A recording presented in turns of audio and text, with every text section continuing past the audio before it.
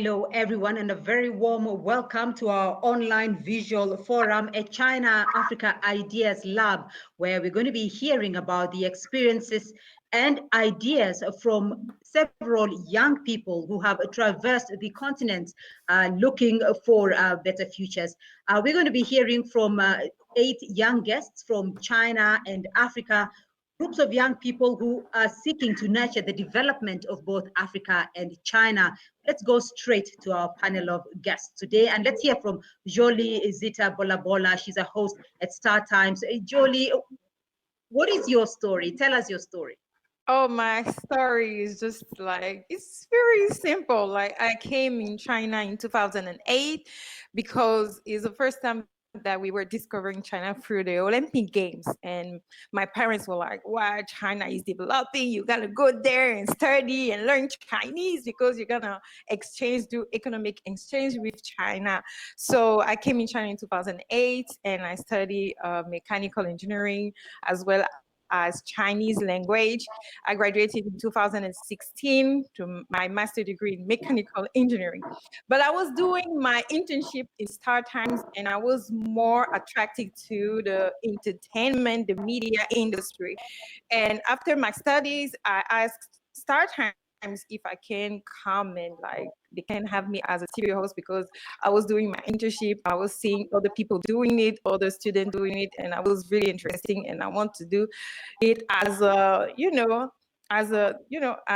work in the field of the media to be a TV hostess.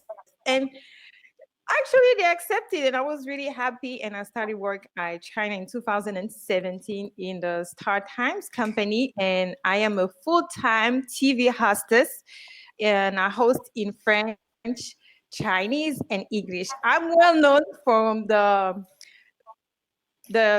theatrical scene. I also work sometimes at CCTV, and we're known in the play that we had in 2018, Happy Together, that they say Tong Si Tong Le, where the African girl wanted to come in China study, and I had a play that I'm going on with that play, and he got a lot of backlash because of the blackface, but I know that it wasn't the meaning of the play. It was just to express the friendship between China and Africa, how China is helping young Africans to get better education and learn about the Chinese language, the Chinese culture, so that we can exchange in better ways. You know, you cannot exchange with someone you don't understand their language, you don't understand their culture, and it's a great opportunity. So now, as a full-time TV hostess, I am in the middle between China and Africa exchange, and I see a lot of things happening. I see a lot of developments. I see a lot of struggles too, because sometimes we don't understand each other, but we're still trying to make it work. That's all. All right. All right, great. A very interesting experience there from Jolie Zita. Let's hear from Liu Yimeng Han as well, Liu. Okay, hey everyone. My name is Liu Yimeng Han. I've been in Kenya for about 12 years now since my childhood, and I'm having most of my education in Kenya. Right now, I'm the co-founder of Dream Building Service Association. We have been doing charity projects in the high population and low income areas for the past 6 years. Currently, we're covering 6 countries in Africa doing projects. And in the meantime, we work with a lot of schools in different ways to improve the education and generate the empowerment. For example, we do the school renovations in the slums. We do the school feeding programs and trainings and educations, etc. I've always been going and deeply to the people, and I felt that the language is very important. So I learned Swahili, and I learned some local native language like Kikuyu and Luo to actually enhance the communication between the locals. So I remember So we've been doing the project for many years, and there's one thing which I thought was very remarkable. During the pandemic happened in China early this year, I didn't expect many calls from different school head teachers telling me that they watched the news and wanted to support China by doing some fundraising for us and show solidarity with the Chinese people. So I told them that we don't really need to do the fundraising, but if we could send some regards to China, it would be great enough. So what happened was a lot of teachers and students drawn the posters and walked with the posters on the street to seek for attention. And school have come together and made a total fundraising of $100. So I struggled by then whether I should take the donation, despite that they are also facing challenges. But eventually I accepted the donation because in my understanding, this was part of the culture and we should respect the local culture. And finally, we used the donation from the schools. We purchased some medical equipment and sent them to Wuhan. So I felt the strong bonding between China and Africa. So this is the story that I would like to share to all of you. All right, creating strong bonds between China and Africa. You, Peng, you've also had almost similar experiences, though, with your business in Africa, and you've also had some very important guests come to your businesses. Tell us about that. Thank you so much. Actually, this is Larry. Liu Peng is my name, and I lived in Africa, especially in Kenya, actually for 6 years already. Before I work in the aerospace industry, and then after I moved to Africa, our idea is actually at the beginning to set up an NGO to aggregate the Chinese community and the local community together. Then I found the other business opportunities, set up the e-commerce, all the stuff. Currently, I'm the partner of Shaka Ventures.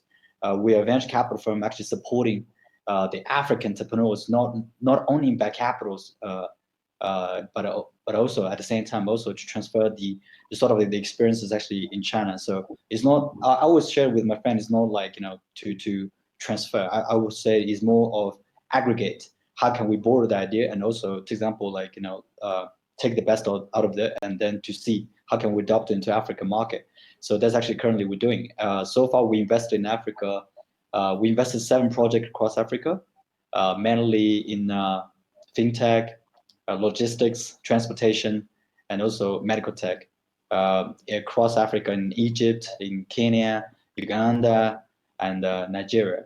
So we're very happy to also support the African entrepreneur. At the same time, also I have a local partner. We set up a business before, and he's running the business so far. It's called Pace Africa. So the idea behind it is to create a brand actually from Africa for Africa. That's the whole philosophy. So currently he's running the program, running the company. I'm supporting him. So yeah, that's actually my story.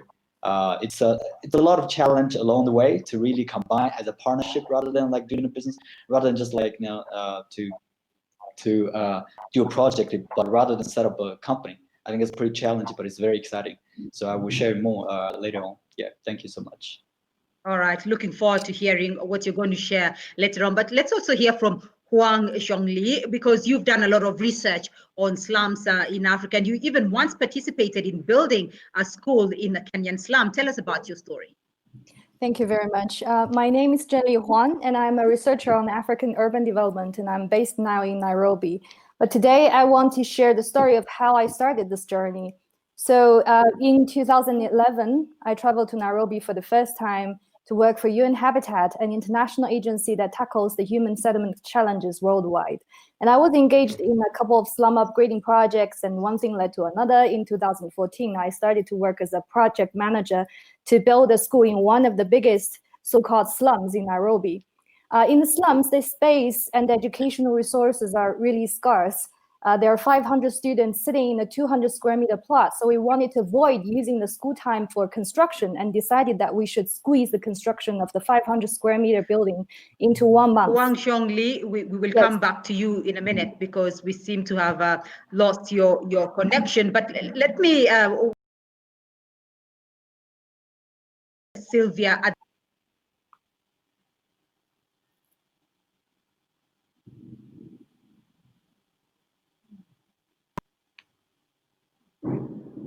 from Kenya. Sylvia, talk to us. Hello?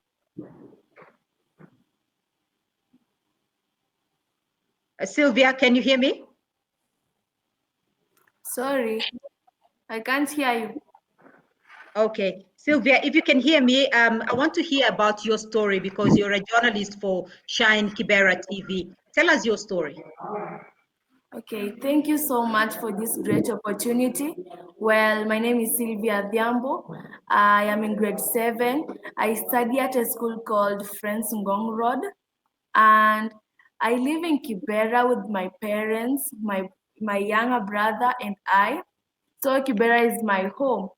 I do stories about Kibera, how hardworking people in Kibera are, and how hardworking and resilient people in Kibera are. And since then, I have seen that people in Kibera really appreciate what I do.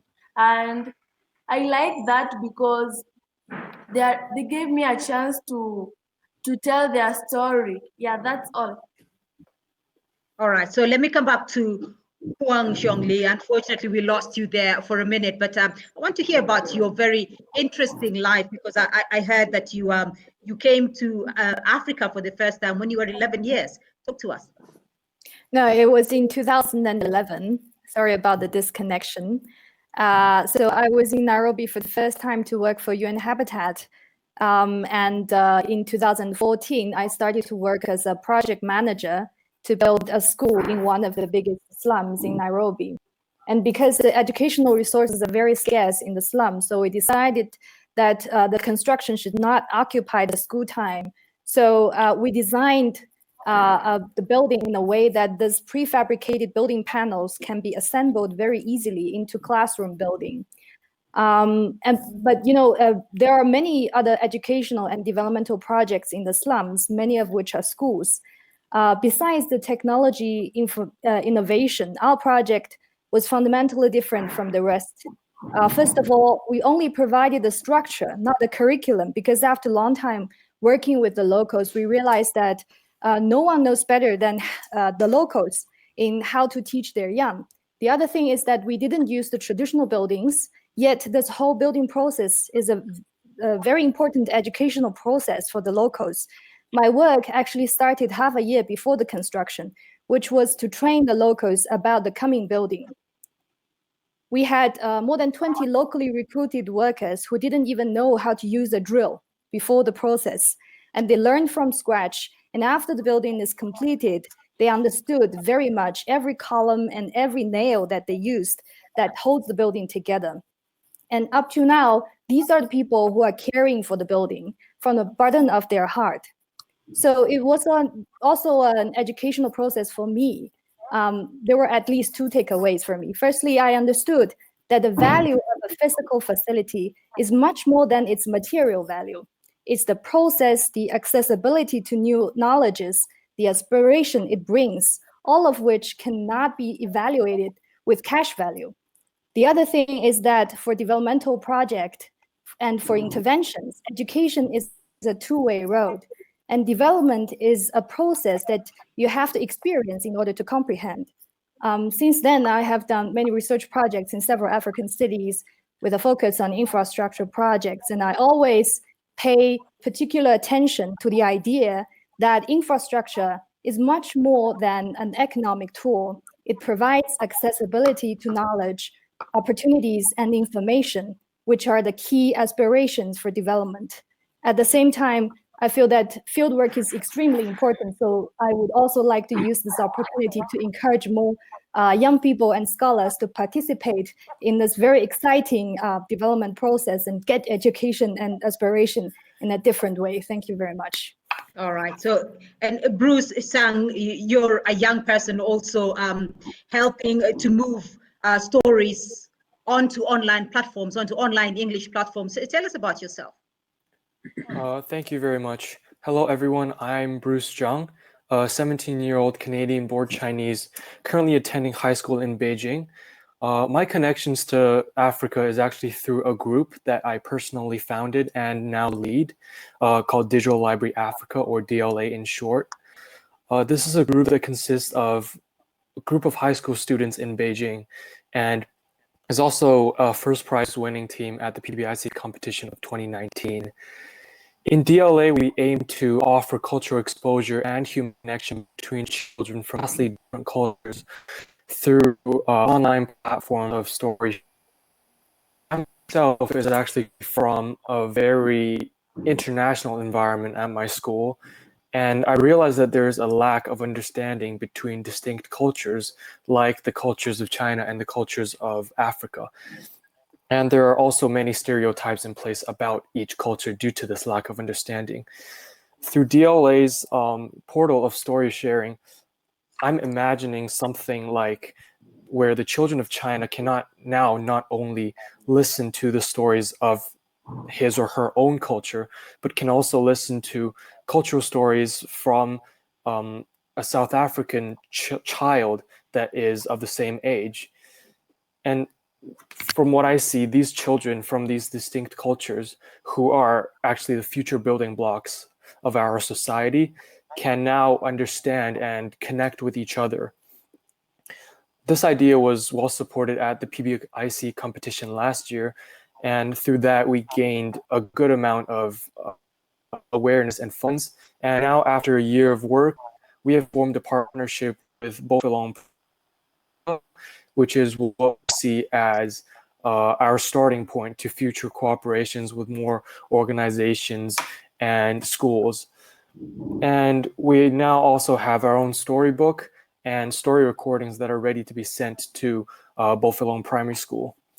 Here I'm looking forward to gaining a more well-rounded understanding of African culture myself, and I certainly hope that DLA and myself will continue to benefit the connections between a variety of countries and cultures. Thank you.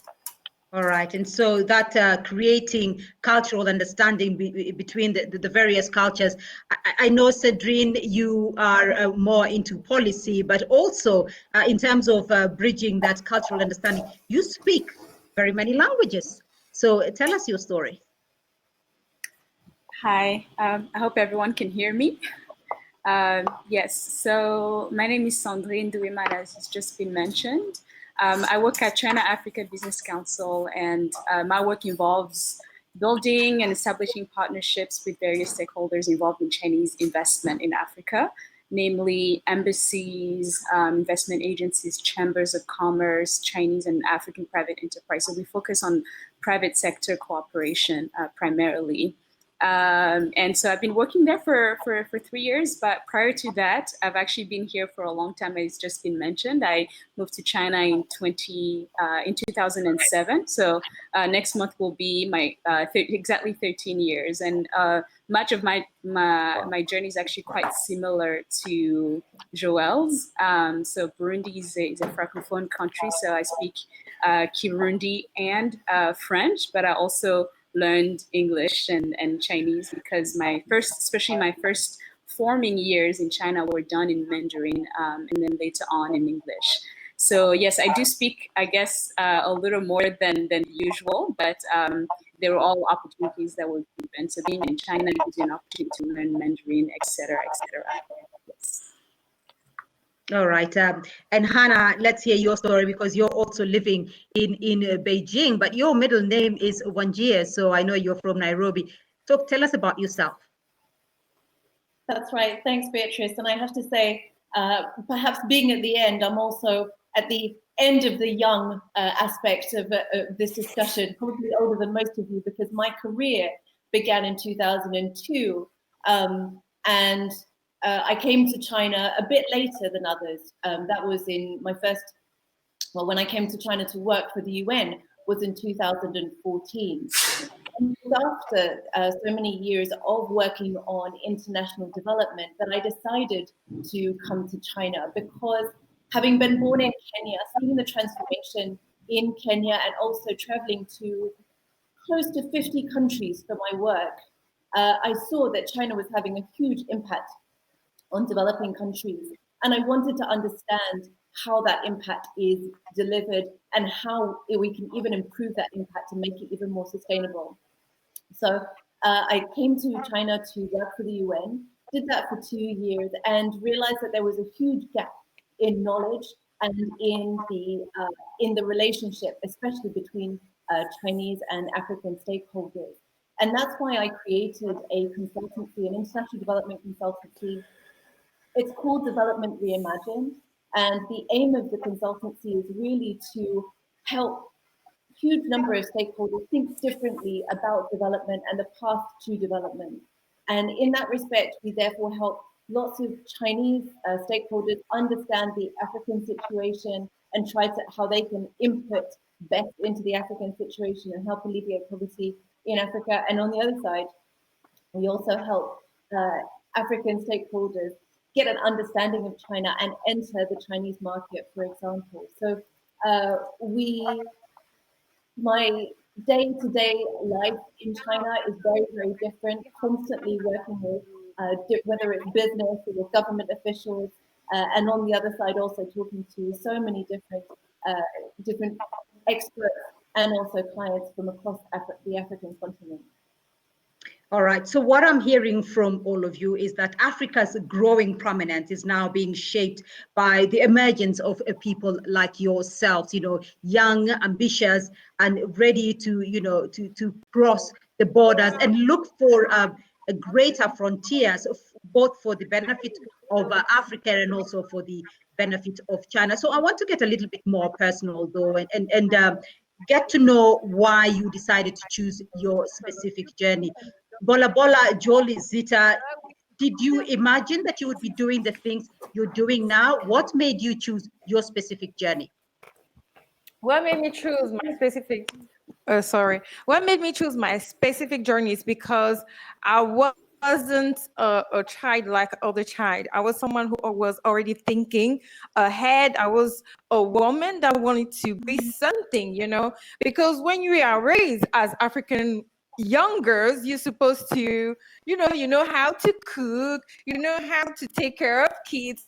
I mean, you're a good wife, but I wasn't aiming for that. I was aiming to have a career. I was aiming to be someone, not someone who, I didn't want to have a title, like be just a wife or caring child. I mean, I wanted to have something for myself. I wanted to have a career. And as women, as an African woman, I know that we are struggling a lot to have, a platform in our own countries to speak to, because our society is mostly patriarchal. So the men are deciding for everything. And we don't have a lot of voices, a lot of female voices in a platform. It doesn't matter where it is, politics or even society or, the making laws and everything. And I wanted something for myself. And I decided to come in China because I wanted to be free from myself as a woman and be full of all I want to be, have a career, have a voice to impact all the women. Like, you're not obliged to be the way the society wants you to be. You can be someone, anybody. You can be who you want to be, So that's what I was aiming for. And I found that in China. I found a voice. I found myself. I discovered what I am able to do, what I can do. And as a human being, this is liberating. As a female, it is liberating. That made me choose this journey. And I never loved myself as I'm loving myself right now, because I remember when I was in school, in my university, my Chinese colleagues, my Chinese friends at school, they were like, "Oh my God, I love your hair. You're so beautiful." We have so little things that they made you aware of, like, you're beautiful the way you are. You can be who you are. You can express who you are. And that was amazing, having people being like loving you for who you are and be there to be with you. I was having my Chinese friend checking on me, and I experienced another level of friendship, another level of love, even though we're not from the same country, we're not from the same family. And that was amazing. It made me who I am today. And being a TV host helps me now as I am in Star Times to share my story and help other women to understand that you can have a better education and you can do something by yourself. All right, Liu Meng Han, let's get to hear you as well, because, you know, I mean, that whole story about setting up free lunch programs for you know, people in an African slum, you know, did you imagine you would be doing that at this stage in your life? Okay, basically, I've never thought of this, and I am not someone who has a great ambition. So in my case, it was probably slightly different from other people. I was not decided by myself to come to Africa in the beginning. I was brought by my parents because they were working here. So when I joined in Kenya, I was very young. I was probably just completed or close to complete my primary school. And I remember by then, when I newly joined a Kenyan primary school, it was very close to my house, and the school condition was not very good. So I remember by then, what we are playing was kicking basketball instead of football, because football gets spoiled very fast. So we play kicking the basketball, and then we play with the old wheels, the old tires, and we roll them around. But this is like very precious experience and memories that I'm having. So after then, I went to high school in Kenya. I went to university in Kenya until I got a chance when I'm studying in my university. I got a chance to be in Mathare, which is one of the largest slum in Kenya. And I really felt that a lot of challenges and a lot of issues happening there, and probably I could try and do something as to see a little bit of change. So we started by doing fundraising, crowdfunding in China, and we have renovated our first primary school in the Mathare slums called Changrong Light Center. That was probably in 2014. And after doing this, we felt that probably you could do more, and there's a lot that you can do. So in the next year and way further, we started renovating other schools in slums and in other different African countries, and we've introduced trainings like the soccer trainings to the teenagers to provide them with soccer skills. And through the activity, we also formed our own soccer team. We call it Dream Building Service Association team to play the game with other slums. And we also introduced the talent show, whereby we provide a platform for all the talented people in the slum to showcase their talent. Actually, Larry also previously joined and sponsored our project before.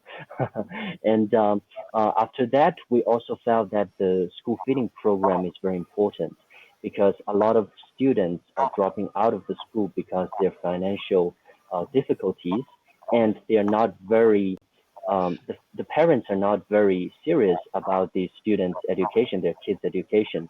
So through the school feeding program, we're able to facilitate their parents to take their children to school and also solve some of the hunger issues. So we started the project on 2017, and until now, we have covered about 6 countries, including Kenya, Uganda, Ethiopia, Malawi, Nigeria, and Uganda. So covering a total of over 10,000 students, providing them with breakfast and lunch every day. So we really didn't have a very big ambition, but we just wanted to see what we can do and probably do our best to see some change in the long term. So let's hear from the entrepreneur now, because you said Larry had also visited your project at some stage. So Yupong, you know, you're a businessman, right? Doing business in Africa. I want to hear about the driving force behind your decision to, you know, venture into Africa to do your business there.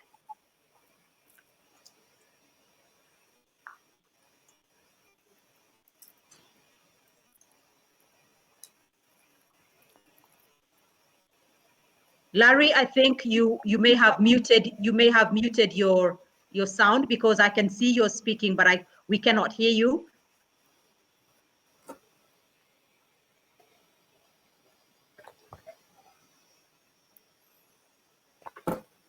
Okay.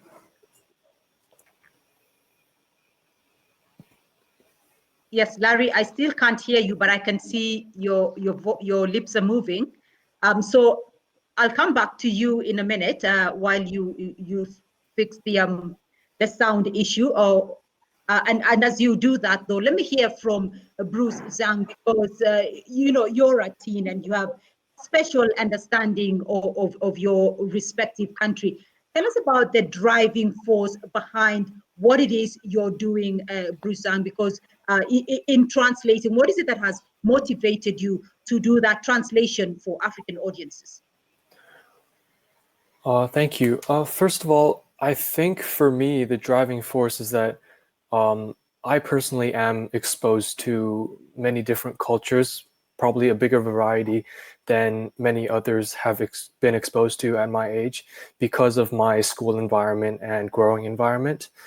And I think seeing all these different cultures have triggered something in me where I would like to share information and stories about these cultures to other people.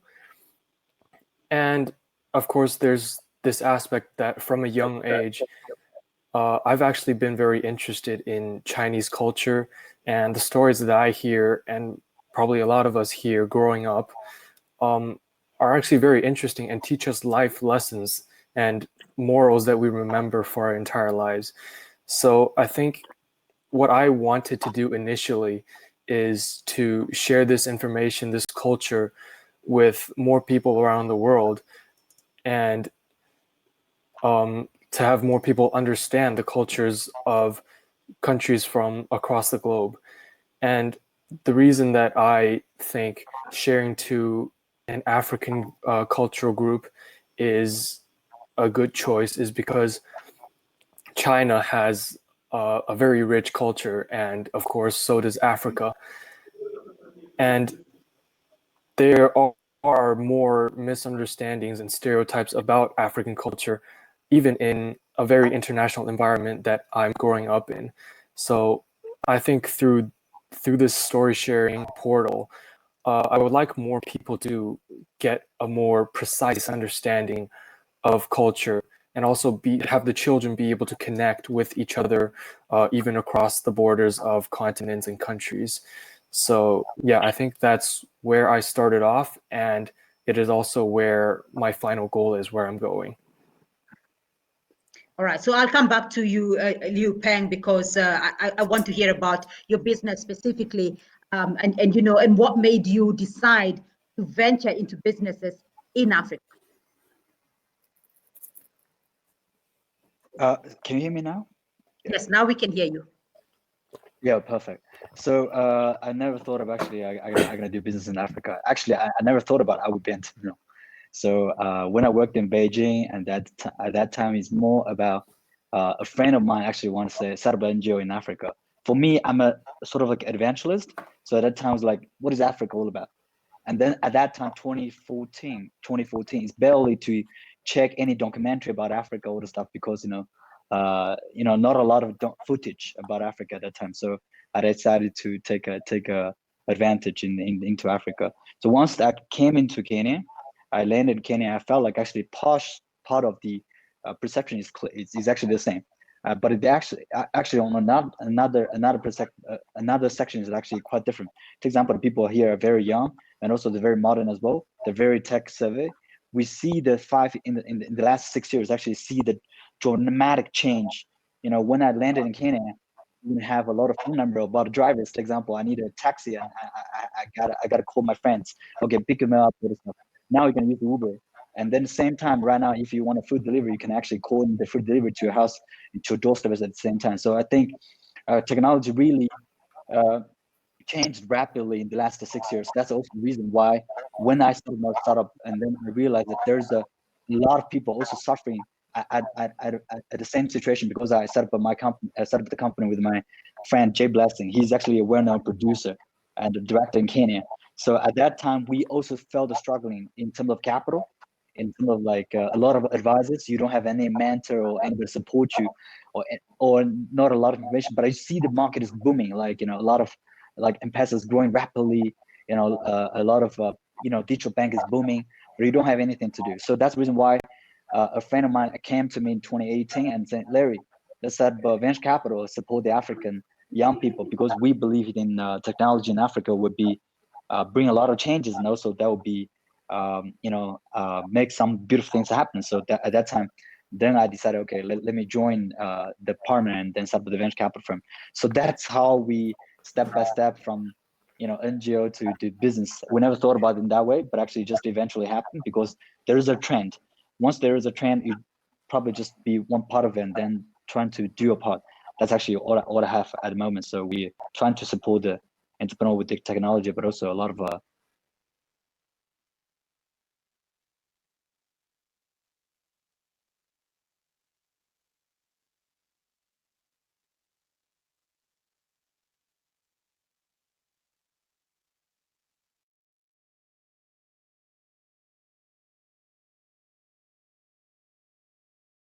to actually want to learn more or research more about slums in Africa? Well, many of the panelists here, we're taking a very relatively unconventional career path. I mean, for the relatively less younger patch of the group here, because I was trained as an engineer, an architect. But like I said, when I was taking part in that particular school building project, it was a moment that I thought, I realized that there are a lot of needed, a lot of reflection on what we were doing. And I suddenly realized that development is not one-sided. It's not only about providing physical structure, providing physical space, but it's also about providing ideas and knowledges, which I have to say that even after so many years of working here, the ideas on development is relatively, let's say, Western dominant here, and somehow biased. So I think it's a process that I have been switching from the process of taking part in the production of space to the process of production of knowledge.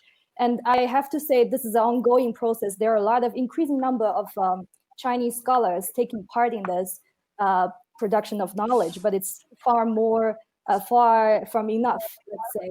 So I look forward to more people participating in this process. And I think it's a much needed work that we have to share with people our ideas on development and build more connections. So Huang Zhongli, I believe that the research that you will come up with will help organizations and councils such as the one that Sandrine Nduwimana is running, because Sandrine, with your experience in China, you're involved in establishing partnerships with various stakeholders involved in Chinese investment in Africa. Why did you choose that path? I think it's a combination of opportunity and curiosity.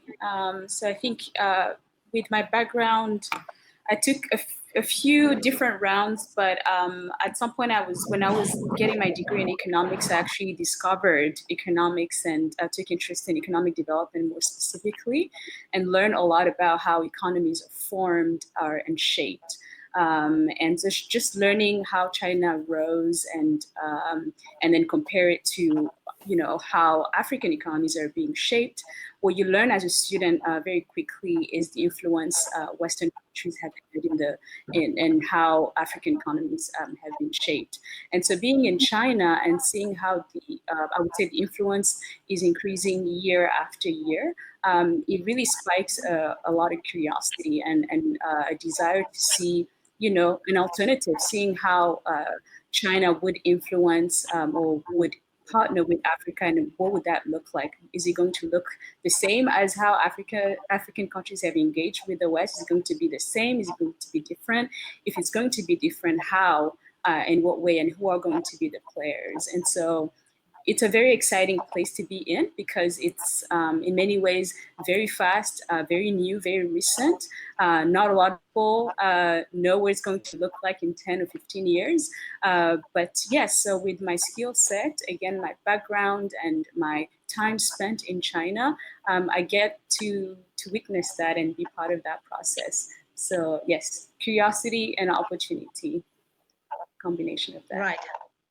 Hannah, yours as well. You're also monitoring that situation in the same vein as Sandrine there. I mean, that engagement that you're watching between China and Africa, did you think that is what you would be doing today? In a way, I guess I hoped that this is the sort of thing that I'd be doing. I mean, honestly, despite the huge challenges of running a business from China, Kenya, and also the UK, and also the huge challenges of just this area full stop, it is the most, I feel it really is the most exciting place to be thinking and working on the future. You know, I do believe in the potential of African countries to achieve the kind of development that China has in that short space of time. And our mission is to try to help make that happen as quickly as possible and also more sustainably. So this is absolutely, you know, where I would like to be, and I'm really very happy that I've been able to shape my career in the way to be able to get here. That's in some ways lucky, but it's also, you know, I've also had to go through a whole range of challenges in order to get there. And starting off, like Sandrine, I also studied economics. But that gave me a very useful perspective to be able to think about these issues and to really add value to this particular area. So my focus, Beatrice, is really, you know, in two senses: providing more information to Chinese stakeholders about African countries and the different growth paths that African countries are taking and the potential that they have. Because I do think that there's a real opportunity for stronger Chinese engagement on the African continent. And on the other side, it's also providing African governments, African business with agency to be able to interact with their Chinese counterparts and say, this is what we want, this is what we need. Because that's what I've seen China do. You know, when I was on the other side of the table and speaking to China as a UN representative, you know, Chinese officials were like, this is what we need from you. Well, I hope African officials and African stakeholders can be saying just the same to their Chinese stakeholders. No, that's what we want, a real, true, equal partnership.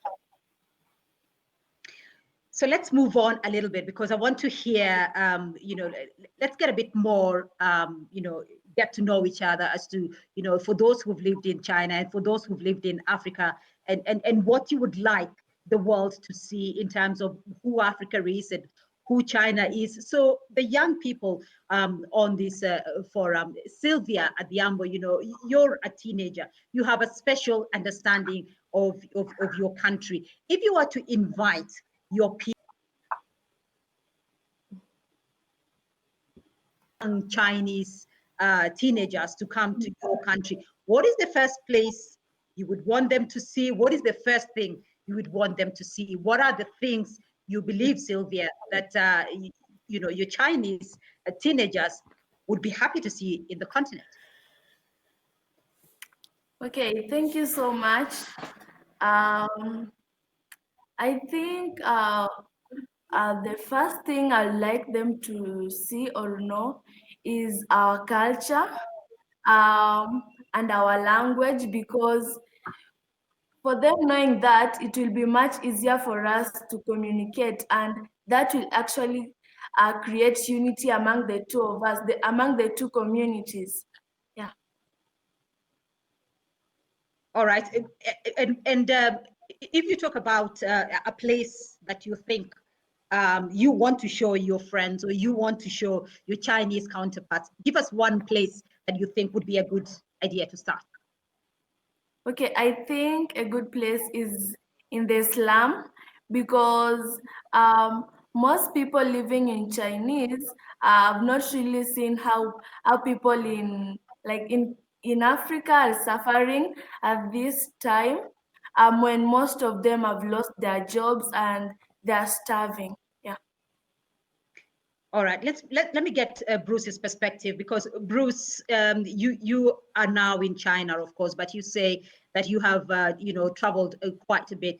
But I want to hear about China itself, though. If you were to invite your peers from across the globe, those who are watching, to visit your country, China, what is the first place or some of the things that you would want them to see, or some of the places you would want them to visit? Yeah. Resonate with Sylvia a lot. Like, I think it is very important to like have our peers from across the globe to learn about our culture, and that's kind of what DLA is trying to do. If I were to invite my peers from outside of China into China,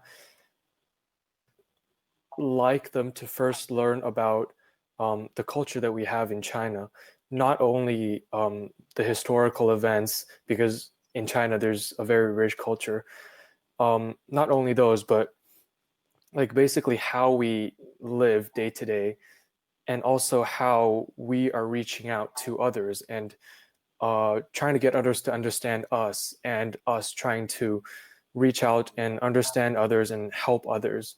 So basically, like our method of helping others and the culture that we have. So in a day to come, we may connect and share and help each other out.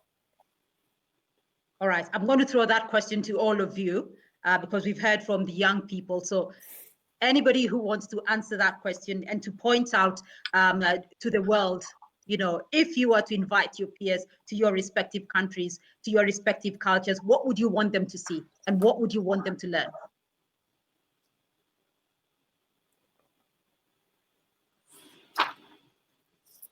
Yes, Huang Shengli. Yeah, allow me to chip in. Just like the project that I participated, I think schools are one of the best places that you can access local culture, even though it's not a conventional place for inviting guests to visit to understand local culture. But I think it's one of the best places to see how different generations of people are communicating locally, how knowledge is passed on to the next generation, and how the young or the future of this, the local people are building their own community. So I find it's fascinating for me to have this experience of building a school in the local slum where Sylvia would like the guests to visit the most. And I feel honored that I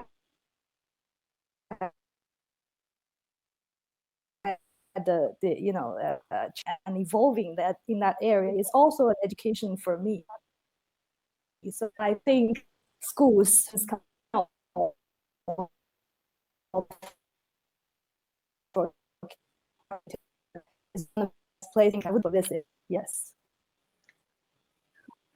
Right. So if there is no other, yes, Hannah. Last year, the Zhejiang province, and there is a large African community there, business community.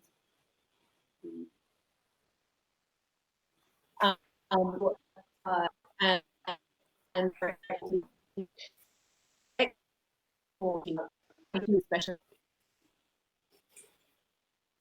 why I think that's a really, especially for Africans, is both to interact with a community who work and have established that in that city and have a very stable life there.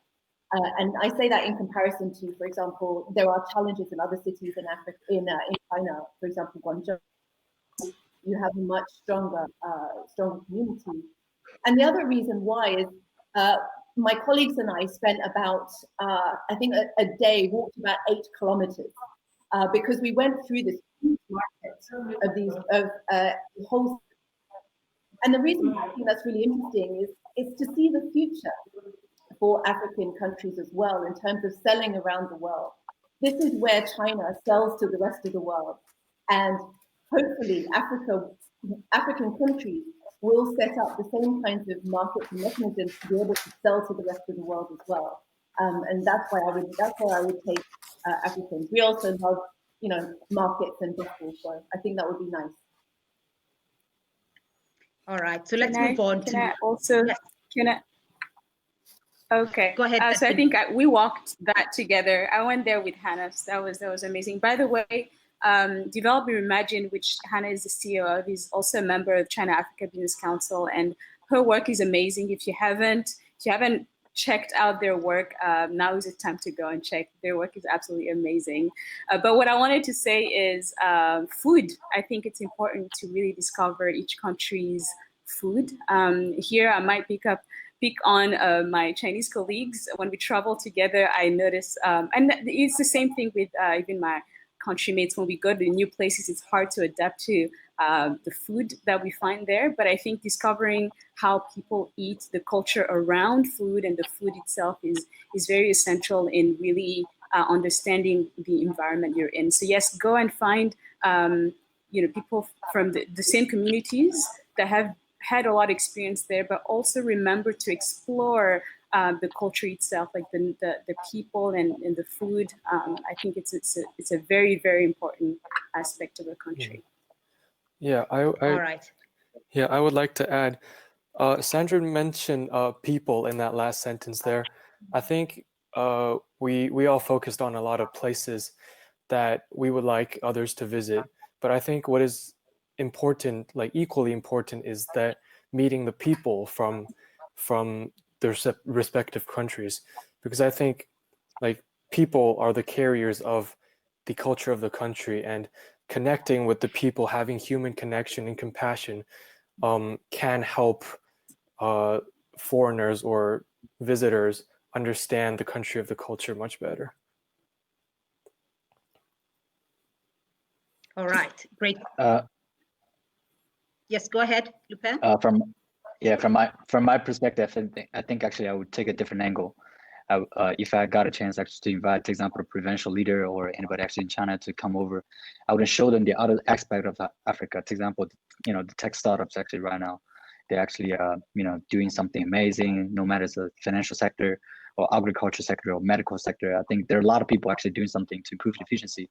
And then since actually we skip the PC world to mobile directly, so there's a lot of actually technology actually startup in this sector. So if I got a chance, I would take them to see those entrepreneurs and then understand technology is really transforming Africa and also be part of it. So that's what I'm gonna do. All right, so quite a lot to see on the continent. Yes, go ahead.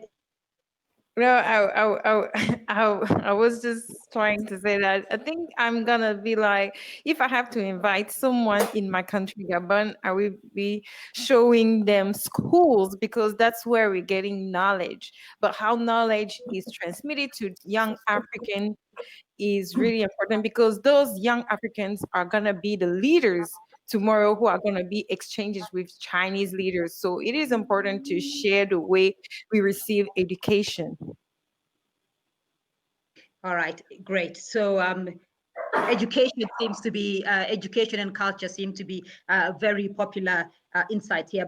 But I do want to come back now to the innovators and the entrepreneurs on this forum and find out from you, because as foreign workers, and students pursuing your dreams on another continent, in China, in Africa, what kind of difficulties did you encounter, and how did you overcome them?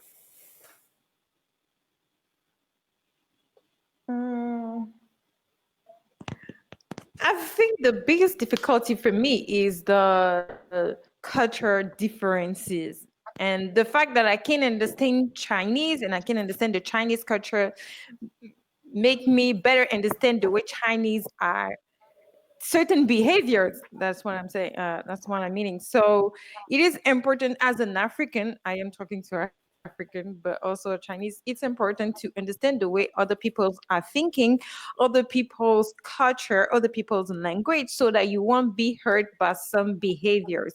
So at this point of my life and being here for 12 years now, there is a lot of things I'm just letting pass because I understand that sometimes it comes from ignorance. And it's not only ignorance because they want to ignore it.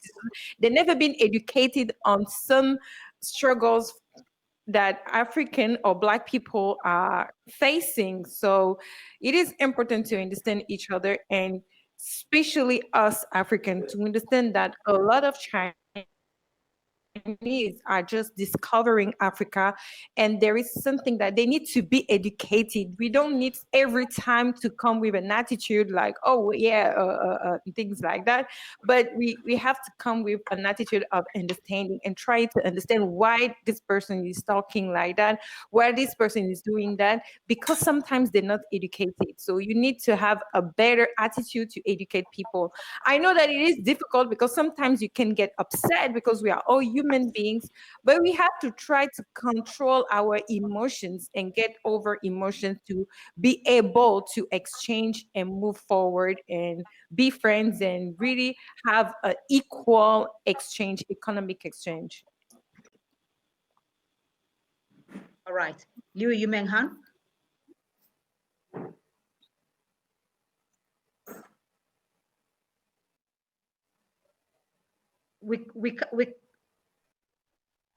I think now I'm back.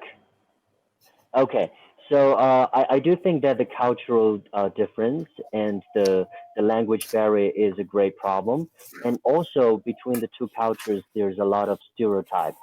So I wanted to show you right now, if you can see Larry, if you can see Sylvia, if you can see Professor Huang, we're wearing heavy clothes. So right now we're freezing in Nairobi. We're very cold, but everyone in China would think that Africa is so hot, like it's extremely hot, but that's not the truth. So there's a lot of similar stereotypes they're having. I would wish that Sylvia could borrow me her sweater because I'm freezing outside. So basically, apart from this stereotype, there's still a lot. So I believe the communication still needs a long process to be gone through in order for people to understand each other more and try and reduce those kind of unnecessary conflicts which have been arise. All right, another contribution. Let me add another one to this. I think one of the biggest challenges, and I mentioned that I've traveled to a lot of countries. I traveled as a Kenyan to a lot of countries, and that meant spending a lot of time in consulates, getting visas. And as an African, it is extremely difficult, and including to go to China and work in China because of the bureaucracy. And I think Chinese people also have challenges, bureaucracy, with working in African countries. At the same time, it is a little bit easier to get in first. So I think one of the issues that we need to address in terms of these sorts of challenges is how to make the people-to-people flow actually between African and Chinese countries, and African countries and China, much easier, much faster, much simpler. And that will mean that we actually can get to know each other much better. Forget that, we will then learn all of these things just naturally. We can all be global citizens together. I think that will be great. All right. Anybody else wants to add a point on that? Liu Peng, especially since you're a businessman in Africa.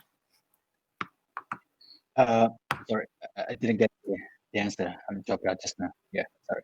Yeah. I mean, in terms of the difficulties you have faced as an investor on the continent, how did you overcome that? What challenges did you face?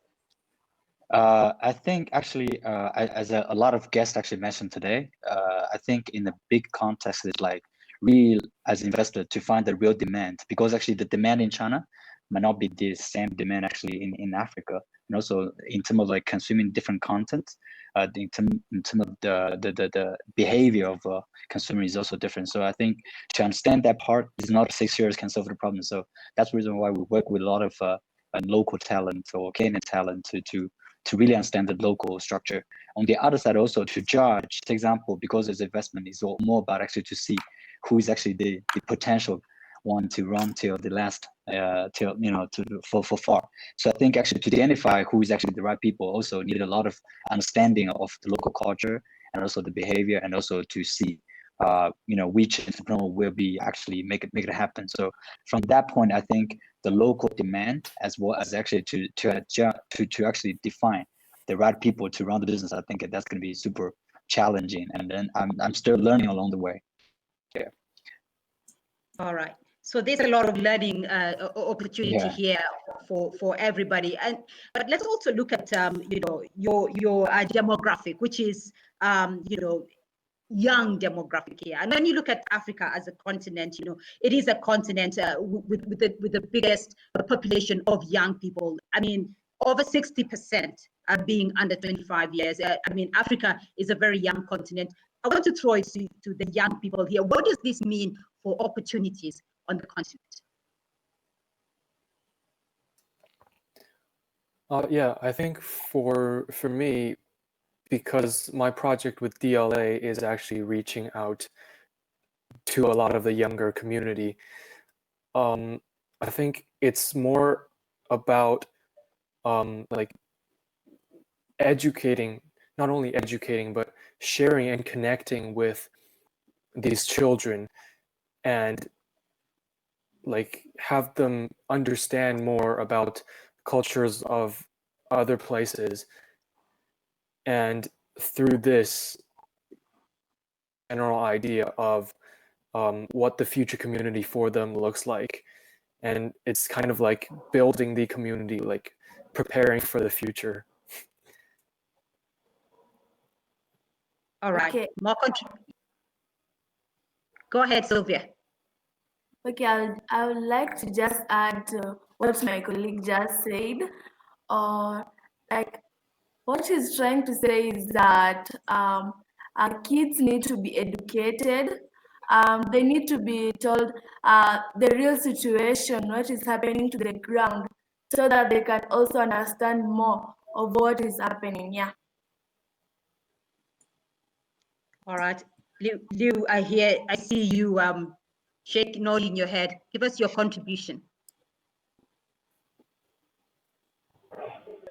Yeah, okay, so I think definitely in the very coming soon, we're going to have the demographic dividend in Africa. And also we could see the mobile internet is growing faster and wider in Africa. And I believe there's a lot to be done. And also other guest speakers have been doing a lot regarding to this. In our perspective as an NGO, currently, in order for our implementation to benefit from the digital world, it could be more cost efficient in terms of project monitoring and evaluation. So right now we're trying to create an application online to work together with the university students in Africa in order for them to join in our platform as a paid volunteer to help us during our project implementation and monitoring. So by having this application, we probably could achieve the empowerment to the younger generation, and it will ideally reduce our operational costs and engage interactions for our volunteers in the future. All right, so we're going to wind up in a minute, but I want to get a final comment from all of you, and I want to look into the future, and see, how to shape the future, both for the benefit of Africa and the benefit of China, as young people, who are eager to explore the opportunities around the world. How can we better prepare for the future? Let's start off with you, Bolabola Zuleta Sita. I think that this younger generation needs to be empowered. It needs to be educated. Why people in Africa, there is a lot of stereotypes with Chinese, and in China, there is a lot of stereotypes.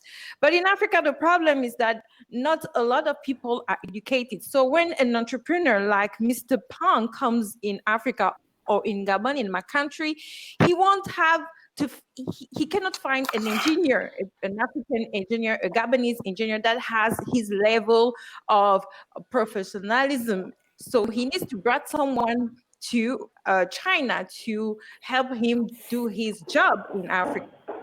So what we need to do is to empower the younger generation. We need to educate them, and they need to be open to other opportunities like internship. Entrepreneurship is really important in Africa, because most of the time, I don't know for your country, but I'm talking about my country, the way young people in my country are thinking, they just focus on politics. You know, you have to be in politics, you have to work for the government. But no, this is not the only way to be successful. There is so many domains that you can explore. There is so many things that you can do. So that's the problem of African young people. We need to be more educated, and we need to be more empowered, and we need to understand that politics is not the only way. Liu Yimenghang. So in my perspective, I think everyone who is out of their country is the ambassador of the bonding between the two countries. So we need to work together and do as much as we can to create this bonding and make it stronger. All right, Liu Peng. Liu Peng, if you can hear me. Larry? Yes, Larry, we're winding up in a minute, but I want to hear from you, you know, as you explore the opportunities you have found in Africa. How can we as young people, how can you as young people prepare better for the future? From my point of view, I think actually I would summarize actually into one word, which is communication. I think we need more dialogues, also more exchange of ideas, and also more dialogues. No matter it's actually a cultural problem or exchange of technology or whatever, I think actually the first step is always communicating. Communication is like the dialogue we're having today. You know, let actually both parties understand, like, okay, what's on your mind, what's on my mind. And also, as Hannah mentioned previously, what's your agenda, what's my agenda? I gotta tell you clearly. I think the communication is the first step. And then we need not only the government level of communication, but also from the civil people, like you know, like the university to university. Like I think more communication should be happen, so we understand each other, and then after we understand each other, probably then we find a common goal, and then we chase for a bigger dream together. I think actually that would be from my point of view. Wang Zhongli. Yes, I would like to connect your question to the last one. I think the rising number of young people is definitely a manifestation for opportunity, but also I would like to use this opportunity to encourage everyone to reflect on their identity, but not only individual identity, but a collective identity. I think this is in a globalizing world is particularly important to know where I go, you know, no matter where I go, you still have to realize that I'm Chinese and I speak for my own culture and my people. So it's the case for my African colleagues. I think for the younger people, this reflection on the new identity, new collective identity they're building is very, very important in their education. All right, Sylvia Adhiambo. Okay, what I think should be done is young people should be educated a lot so that they can know what is really happening, and so that opportunities can come. Lots of opportunities will come when we are educated enough. All right, Bruce Zhang. Yeah, I think from my perspective is that the world in the future will be a more closely interlinked global community. So as we form a more globally interlinked community, definitely, as the other panelists have said, education is very important. Communication and connection is very important. This is actually both ways. For example, in China and Africa, the young children in China need to understand Africa better, and so do the young children in Africa understanding China. So I think it's a like both ways. There is improvement that can be made to to give us a more closely interlinked community in our future. All right, Sandrine and Nduwimana. Yes, I think cultivating certain qualities would be good if you're young. I'm thinking about curiosity. Curiosity will lead you to and to learn more, read more, meet people. Cultivate humility, because no matter how much you learn, there's yet still so much that you don't know. Cultivate resilience, because if you haven't failed yet, it's only a matter of time. But the good thing is that you will learn from your failures, and you to stay and move on and learn from your failures. All right, Hannah Ryder, you have the final word. Well, great words from everyone, and I really agree with the emphasis on education and also what Sandrine has just said in terms of those characteristics. I think it's absolutely crucial. Look, I'm a mother. I have a 4-year-old. He was born in China, and you know, he is fluent in both Chinese and English, and I'm trying my best to teach him Kiswahili from far away. But you know, I truly feel that an entitlement to the rest of the world, an entitlement to being a global citizen, and that the curiosity that brings with it, and to changing the world to make it a better place. In all of our whatever situation where we are, we can do something, and just that push towards that, and to push your governments as well to enable that for you is absolutely crucial. So yeah, 加油 to all the kids. And we're ending on a very optimistic note there. Thank you very much. You've been very amazing guests, sharing with us, sharing with the world your experiences, you know, having worked in the different continents, having traveled, explored the different continents. And it does sound that you're having an amazing time of your lives. And I'm sure your peers around the world will also be very interested you know, in hearing more about your experiences in the future. Well, thank you very much, world, for tuning in and for joining us in this lively discussion, our online visual forum, a China Idea Lab, where we have been exchanging ideas and experiences from China and Africa. And to you all, I say, asante sana and cheers. Asante sana. Karibu.